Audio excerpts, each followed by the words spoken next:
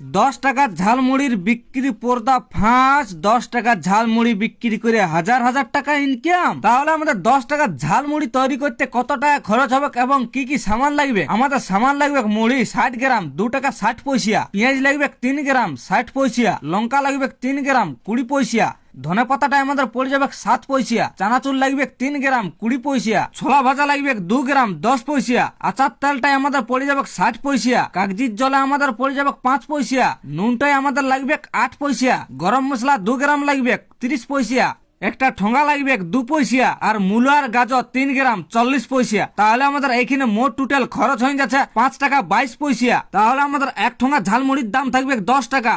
ওখান থেকে 5 টাকা 22 পয়সা যদি খরচার জন্য বাদ দিয়ে দেওয়া হয় তাহলে আমাদের কাছে কত বাঁচবে? 4 টাকা 78 পয়সা লাভ। আমাদেরকে গায়ে ঘরে দোকানটা না করে আমাদেরকে বাজারের দোকানটা খুলতে হবে, কেননা বাজারের মধ্যে অনেক লোক থাকে। তাহলে সকালে আমরা কমসে কম 150টা খদ্দের পাবো, প্রত্যেকজন 10 টাকা করে খাবে, তাহলে 4 টাকা 78 পয়সা করে লাভ হবে। তাহলে আমাদের মোট টোটাল ইনকাম হয়ে যাচ্ছে 717 টাকা।